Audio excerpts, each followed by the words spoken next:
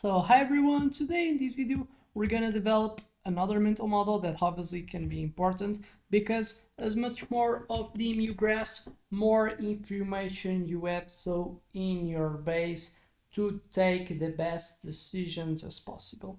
And then so if you want to improve your decision making, certainly you have to work in two things. The system that you have that so process the data, the inputs that you got, and the information that's obviously what you work above, and the what like are the building blocks that you're gonna so create solutions, ideas. And then so I already expect, since I'm gonna work and I've been working in providing information for you about how the world works in form of mental models, I expect you to like this content by so putting a like in this video and subscribing. And if other type of videos kind of make trigger you certain type of interest, you kind of so are totally open to see them so gain more insights. And then so what you have to understand is that mental models are representation about the reality, and they're like in form of models because they're like it's an easier way to absorb them. And then so obviously I have started a series, then have been focusing how the mental models are applied in business and what are the ones that are taken from business.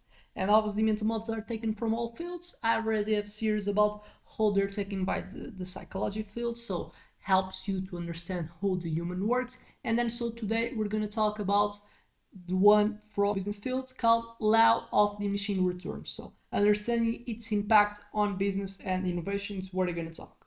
So what do you have to understand? Law of diminishing returns is a concept that's mainly taken from economics that also has, I would say, profound implications for business strategy and innovation. And what's like developed is it explains how after a certain point increasing the input such as labor or capital results in progressively smaller increases in output can reach even a point that by kind of making and addicting more can even decreasing the quality of output that I do. So it's not that it just doesn't contribute, it can even make it worse, addicting more elements to the system. And then so what do you have to understand? Trying to understand so how to spot these diminishing returns, what so the region that's already so existing diminishing returns, to try so not fall in the bad type of things that comes with having diminishing returns that are not so having profit, since so we're kind of spending in things that are not so contributing in terms of output value. So what is the law? The law says the more units of a factor of production, labor, capital are added to a fixed amount of another factor like land, technology, the additional output produced will begin to decrease after a certain point. So initially, like the productivity rises with the additional input, but after reaching a optimal level, it's so big will begin to decrease, how much it aggregates. And then obviously this is something that how you can explain it. It's because the reality that what is some when something is more valuable is when more scarcity. So as much more I'm like so with hungry. I'm hungry.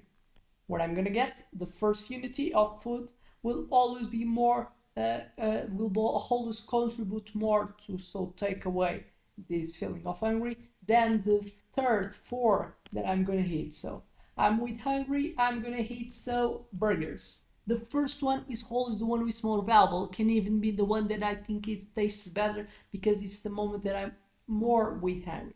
But when I eat the second one will still taste good.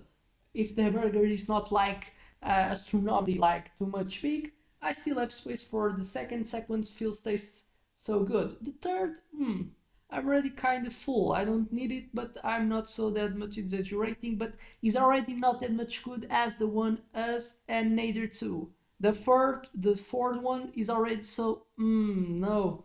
It's not that much value. It still has taste, but no, I'm already full. And I can even reach a point that the 5 is already, I will not prefer to hit, even if it was something that's free, which is not. So I have paid for something that even makes worse my experiences. So that specific example, it's a illustrative way, it's simple, that's what you want, so to represent this type of dynamics.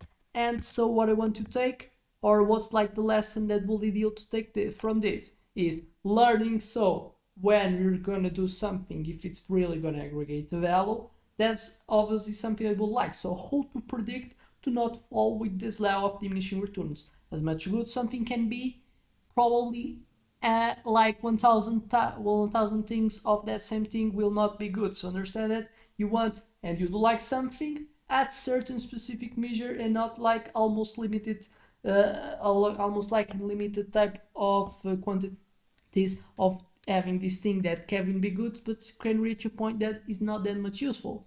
Gold can reach a point that money is so useful, but can reach a point, imagine that you have so much that you can also start being a target because people don't like you, people don't like people that have too much, like billionaires. Can have a point that you neither have space to get that much of money, start having to open accounts in new banks because you already have too much in one. So everything is much variable, and probably the money is one of the most things that's more valuable. Even at certain point it starts kind of not creating that much value that initially would create. And then so I think it's easier to understand by giving these examples. And so in the business context, how they apply it. Overstaffing, for example, a company that hires too many employees without investing in the necessary infrastructure or tools could face inefficiency and poor performance. Excessive investment in R&D, so research and development, companies may encounter diminishing returns when they continuously pour money into research and development R&D, so without innovative breakthroughs. Scaling up, when a business expands rapidly without considering market saturation or consumer demand, it may see diminishing returns as it tries to cater to too broad an audience. So this, like in the context of environment, can exist it. Example, so in business world, like not just theoretical, but in real world scenarios. Apple in iPhone innovation. So Apple's iPhone was revolutionary in its early iterations. However, as Apple continued to release new models, the improvements in technology and features compared to previous models become incremental and not disruptive. The returns on innovation diminished, leading to less excitement in the market over the time. Amazon's warehouse operations, initially adding more workers to Amazon's fulfillment centers, increased productivity. But as warehouses were expanded, adding workers without improving logistics or automation led to diminishing returns, pushing Amazon to invest heavily in automation. So it's basically what you can do. When you think that you're hiding too much of thing, it's probably because that much thing that you're hiding is not a great value, because for that, to maintain that certain quantity that you invest in something, you probably have to make company with as well investing in another thing, so to take as much as possible from the unities that we have invested. So you can have all the people that you want, but probably instead of buying and hiring more people, you should build probably more tech or using more technologies. Probably you should use and buying more machines, and then after you think in hiring more people. So basically you have to look in incremental value. You have to look for the scenario that you have today, what's going to be more valuable. It's what you have to understand, and not relying, that's the main piece for why people doesn't get the diminishing returns, is thinking that the increments and the values that I have got in the past by editing the resources is going to be the same by editing so that some specific unity of resources right now. It's not because initially you were in a phase that you have too much type of capital and less amount of people, and you start hiring people, you see a high increase in productivity, doesn't mean that now in the position that you are today, you're going to see the same thing if you do so the same, that is hiring so people. Doesn't mean that you're going to get the same effect, because the scenarios are different, as you understand. The thing is not static.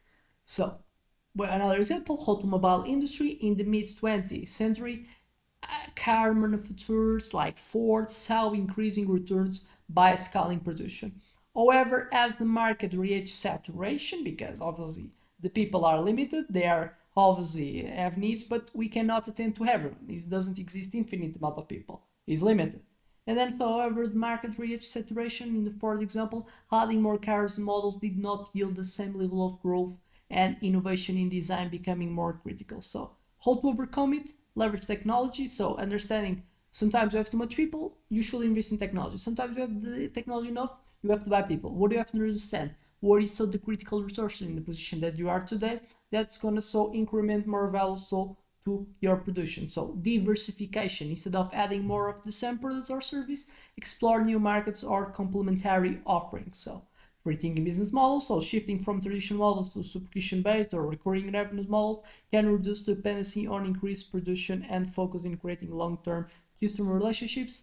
Focused on quality over quantity, it's often more effective to reduce inputs and focus on making existing process or produce better rather than just bigger. So I expect this video as make you have certain type of insights being created on you, and I hope you have liked enough to subscribe, put a like in the video and seeing other ones that may trigger your interest. So with that much more to say, thank you and see you in the next one.